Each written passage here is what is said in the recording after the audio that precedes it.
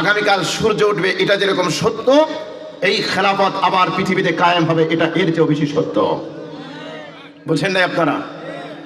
আগামীকাল এই রাতের পরে পূর্ব দিগন্তে সূর্য উঠবে এটা যেরকম সত্য, এই জমিনে আবার কোরআনের শাসন কায়েম হবে, ইমারত ইসলামিয়া কায়েম হবে, খেলাফত ব্যবস্থা কায়েম হবে, এটা এর চেয়েও 100% বেশি সত্য।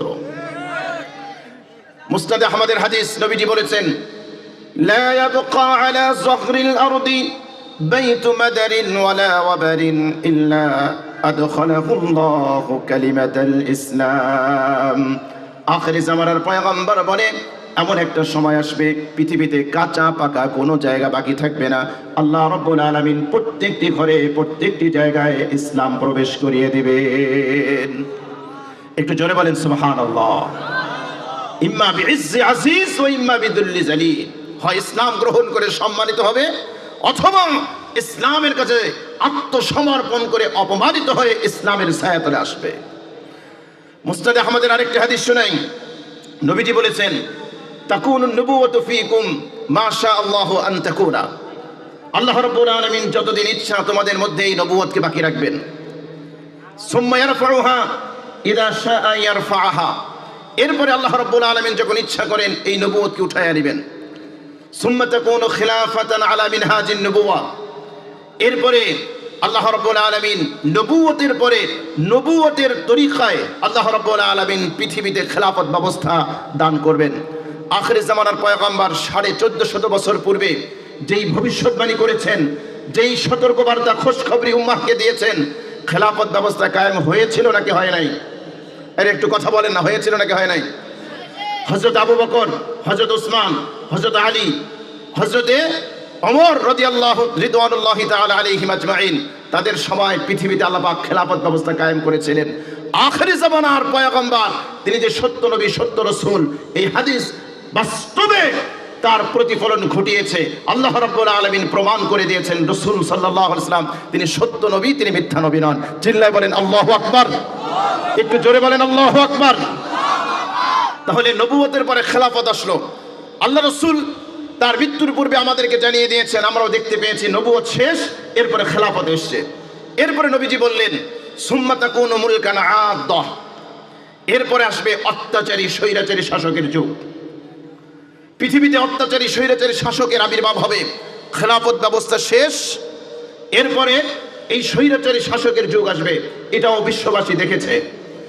সুম্মা তাকুনু মুলকান জাবরিয়া, এরপরে আসবে জবর দখলকারী শাসকের যুগ। এখন চলছে জবর দখলকারী শাসকের যুগ। এজন্য দেখেন, যারা আজকে পৃথিবীকে সাম্যের বাণী শোনায়, যারা পৃথিবীকে গণতন্ত্রের সবক শিখায়, যারা পৃথিবীকে মানবতার সবক শিখায়, আমরা তো বলি এই আমেরিকা, ইসরায়েল এর চেয়ে বড় সন্ত্রাসী পৃথিবীতে আর কেউ হতে পারে না। বর্তমান পৃথিবীর সবচেয়ে বড় সন্ত্রাসী হলো আমেরিকা, ঠিক কিনা বলেন? আপনারা দেখেছেন মাত্র কয়েকদিন আগে ভেনেজুয়েলার প্রেসিডেন্ট, একটা স্বাধীন রাষ্ট্র, স্বাধীন রাষ্ট্রের একজন প্রেসিডেন্ট এবং তার স্ত্রীকে হামলা করে অপহরণ করে অপরাধীর মতো হাত কড়া লাগিয়ে সুদূর আমেরিকায় নিয়ে গিয়েছে। আমরা এজন্য বলি যে এরা মুখে যতই বলি আওড়াক না কেন, এদের চেয়ে বড় সন্ত্রাসী পৃথিবীতে আর কেউ হতে পারে না। এরাই হলো পৃথিবীর সবচেয়ে বড় সন্ত্রাসী। এটাই পৃথিবীকে অশান্তির দাবানলে দাউ দাউ করে আগুন প্রজ্বলিত করে, আর মুখে আওড়াই হচ্ছে শান্তির বাণী। মহাগ্রন্থ আল কোরআনুল কারীমের সেই বাণী, ওয়াইদা কিলা লাহুম লা তুফসিদু ফিল আরদ ক্বালু ইন্নামা নাহনু মুসলিহুন, যখন তাদেরকে বলা হয় পৃথিবীতে ত্রাস সৃষ্টি করো না, পৃথিবীতে সন্ত্রাস সৃষ্টি করো না, তখন তারা বলে না না, আরে না, আমরা তো সন্ত্রাস সৃষ্টি করি না, বরং আমরা সন্ত্রাস দমন করি। বলে কি বলে না? কথা বলেন, বলে কি বলে না?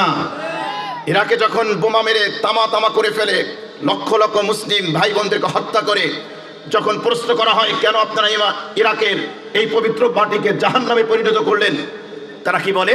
ওখানে পারমাণবিক অস্ত্র আছে। আরে আমরা তো বলি যদি আমেরিকার হাতে পারমাণবিক অস্ত্র থাকতে পারে, রাশিয়ার হাতে থাকতে পারে, চীনের হাতে থাকতে পারে, ফ্রান্সের হাতে থাকতে পারে, তাহলে মুসলিম কান্ট্রিতেও পারমাণবিক অস্ত্র থাকার অধিকার আছে। যারা বলেন ঠিক কিনা? জাতিসংঘ আপনারা কি আমার আলোচনা বুঝতেছেন? কঠিন হয়ে যাচ্ছে। জাতিসংঘ ওরা মানবাধিকারের কথা বলে, আমি বলি জাতিসংঘ হচ্ছে পৃথিবীর সবচেয়ে বড় স্বৈরাচারী অর্গানাইজেশন। কেন?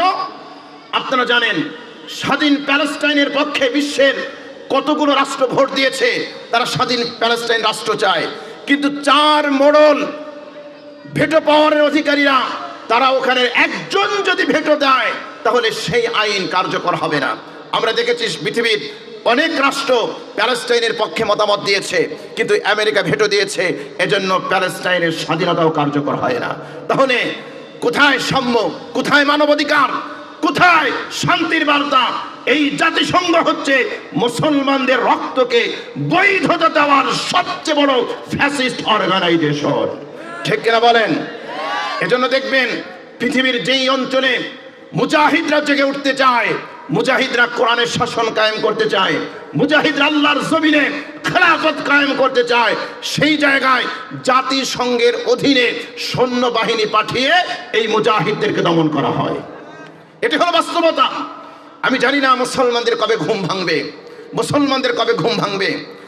আখির জামানার পয়গম্বর 1450 বছর আগে বললেন, সুম্মা তাকুনু মুলকান জাবরিয়া, এরপরে আসবে এমন শাসকের যুগ যেই শাসকরা মুসলমানদের ভূমি দখল করবে। করছে কি করে নাই? আরে কথা বলেন, করে কি করে নাই? স্পেনের ভূমি আমাদের ওরা ছিনিয়ে নিয়ে গিয়েছে, প্যালেস্টাইনের ভূমি আমাদের চোখের সামনে থেকে জবরদখল করে নিয়ে যাচ্ছে। আর আজকে সেই জাহেলি যুগের সমাজ ব্যবস্থা, তখন সমাজ ব্যবস্থা কি ছিল? মাইট ইজ রাইট, জোর যার মুল্লুক তার। ঠিক একইভাবে আমরা সেই শাসন ব্যবস্থার পুনরাবৃত্তি দেখতে পাচ্ছি এই ডোনাল্ড ট্রাম্পের হাত ধরে, ঠিক না? তা না হলে স্বাধীন দেশের একজন রাষ্ট্রপ্রধানকে হাত করা পুড়িয়ে কয়েদির মধ্যে তুমি আমেরিকায় নিয়ে গিয়েছো। তোমরা গণতন্ত্রের কথা বলো, কোন দেশে কোন সরকার থাকবে কি থাকবে না, কোন সরকার শাসন করবে কি করবে না, যদি গণতান্ত্রিক কনসেপ্ট হয়, এই সিদ্ধান্ত আমেরিকা নেবে না, এই সিদ্ধান্ত চীন আর রাশিয়া নেবে না, এই সিদ্ধান্ত নেবে ওই দেশের জনগণ। কিন্তু কোথায় জনগণের রায়, কোথায় জনগণের সিদ্ধান্ত, কোথায় জনগণের সিদ্ধান্ত? কোথায়? আমেরিকা যে সিদ্ধান্ত দেবে সেটাই হবে। এ তো সেই জাহিলি যুগের সমাজ ব্যবস্থা, মাইট ইজ রাইট, জোর যার মুল্লুক তার। আমরা তো সেটাই দেখছি। আমার অবাক লাগে, আমেরিকার মতো একটা রাষ্ট্রের একটা প্রেসিডেন্টকে, ভেনেজুয়েলার প্রেসিডেন্টকে গ্রেফতার করে শয়তান যেভাবে অট্টহাসি দেয়, এই ডোনাল্ড ট্রাম্প সেভাবে অট্টহাসিতে ফেটে পড়েছে। শয়তানের চেহারা যদি কেউ দেখতে চান, ডোনাল্ড ট্রাম্পকে দেখতে পারেন, এই ডোনাল্ড ট্রাম্পকে দেখতে পারেন। এই শয়তানের ফটোকপি, এই দাজ্জালের ফটোকপি। মুহতারাম হাজরিন, যেটা বলছিলাম, সুম্মা তাকুনু মুলকান জাবরিয়া, আখির জামানার পয়গম্বর 1450 বছর পূর্বে বললেন এরপরে আসবে এই জবরদখলকারী শাসক। সুম্মা সাকাতা, এরপরে নবীজি সাল্লাল্লাহু আলাইহি ওয়াসাল্লাম তিনি বললেন সুম্মা তাকুনু খিলাফাতান, সুম্মা তাকুনু খিলাফাতান আলা মিনহাজিন নবুওয়া। এই জবরদখলকারী শাসকের পরেই আসবে আবার সেই 1450 বছর পূর্বের খেলাফতের যুগ। একটু জোরে সরে বলেন আলহামদুলিল্লাহ। সুম্মা সাকাতা, এরপরে নবীজি নীরব রইলেন। তাহলে খেলাফত ব্যবস্থা যে পৃথিবীতে কায়েম হবে, কোরআন আমাদেরকে মেসেজ দিচ্ছে, আখিরি জামানার পয়গম্বর আমাদেরকে মেসেজ দিচ্ছে। সুতরাং হতাশ হওয়ার কোনো প্রয়োজন নেই, মুসলমান হতাশ হতে পারে না। চরম বিপদ, চরম সংকটময় মুহূর্তেও মুসলমান হতাশ হতে পারে না। ভরসা রাখে কার উপরে? কার উপরে? আল্লাহর উপরে। 2000 সালের আগে মুসলমানদের যদি আমরা আফগানিস্তানের মুসলমানদের বিজয়ের কথা বলতাম, এক শ্রেণীর সুশীল আমাদেরকে নিয়ে অট্টহাসিতে ফেটে উঠত। আমরা যদি বলতাম যে আফগানিস্তানের মুজাহিদ বাহিনী আলহামদুলিল্লাহ ইনশাআল্লাহ বিজয় অর্জন করবে, আমরা দেখতাম নামকা অস্ত্রে নামধারী মুসলমান তারা অট্টহাসিতে ফেটে পড়ে আমাদেরকে তারা টিটকেরা করতো, ঠাট্টা বিদ্রুপ করতো। আলহামদুলিল্লাহ, এই আফগানের মুজাহিদদের হাতে পশ্চিমা শেখ ভল্লুকেরা আফগানের পবিত্র মাটি ছেড়ে দিতে তারা বাধ্য হয়েছে। সেদিন বেশি দূরে নাই, ইনশাআল্লাহ আবার এই খেলাফত ব্যবস্থায় কোরআনের শাসন কায়েম হবেই হবে ইনশাআল্লাহ।